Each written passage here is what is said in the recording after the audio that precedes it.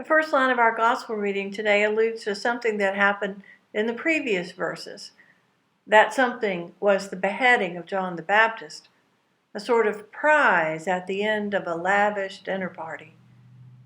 The king, Herod, gave a state dinner that featured some apparently sizzling dancing, which caused Herod to cast caution to the wind. His scheming wife seized the moment, and next thing you know, even though Herod felt bad about doing this, John the Baptist is dead, and his head is delivered to his wife on a platter, and she has gotten her revenge. Herod felt that he couldn't back out of a promise, even a very rash promise made in front of his guests. And so the deed is done, and John is dead, and Jesus goes off by himself to grieve. Then the scene changes, and now Jesus is hosting a dinner party too. But this one is vastly different. No dancing, no rough entertainment, no posturing. It's just a bunch of people who are sad and hungry and tired, who are not going to get an invite to the king's banquet. These people have been suffering, and they have been looking to Jesus for hope, for restoration. So in a way, this is a tale of two dinner parties. There's this thing that's going on all the way through the Gospel of Matthew, a conflict between the world as it is, the earthly kingdom ruled by Herod, and the heavenly kingdom ruled by God that has drawn near but is not all the way here yet. These dinner parties are a perfect contrast of these two worlds, one in which lavishness is a form of ostentation, in which base emotions, currying favor, posturing, exclusiveness, scheming, revenge-seeking are on display. And the other, another kind of lavish, in which all who are hungry and thirsty and sick and dying are asked to sit down and receive basic sustenance from the very hand of God. Just some bread and some fish, still lavish in a real-life way to people who are hungry, enough and more than enough. The contrast is not the story, it's just a detail. The story is that people come to Jesus for healing, literal, physical healing, and now they're far from home and hungry and tired. And even though Jesus has been grieving, his grief turns to compassion as he sees the people in need. He ministers to their bodies. No sermons, no parables, no giving of theology tests to see if people are getting the answers right. And at the end of the day, when his disciples suggest he send them to the store to buy food for themselves, Jesus turns to them and says, "You give them something to eat. You feed them. Let them sit down, and you feed these hungry people."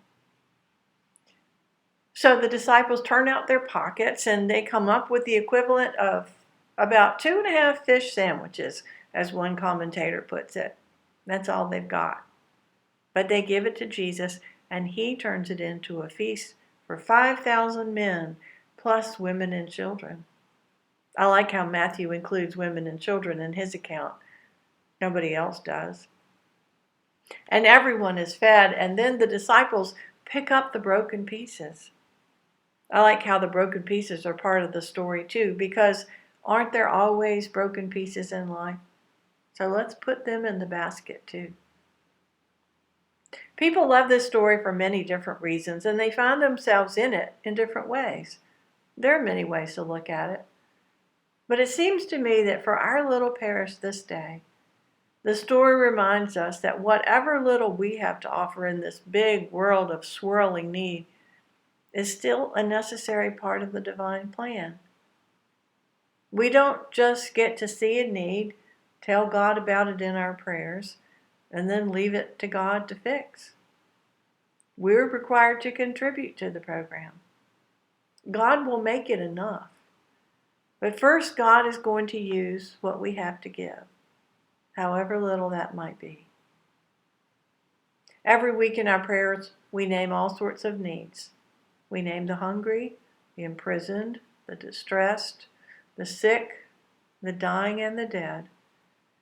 We name the situations in the world that we want God to transform by praying for peace and unity, and for leaders to use good judgment. We name these things. We offer them up to God, but we don't just get to sit back and say, okay, God, get to work now. We have something, even just a little something sometimes, to contribute. We can pray for the imprisoned, and then Jesus might well turn to us and say, you visit the imprisoned. You feed the hungry. You tend to the dying. Not because God is not going to bother about it, but because God's work is going to be to multiply our offerings to a degree well beyond what we could ask or imagine. So it's not enough to simply shun Herod's dinner party, to go to Jesus's instead. Beginning today in our in-person worship, we will resume the celebration of Holy Communion. And after we receive our bread, we will pray to God to send us out into the world to do the work God has given us to do.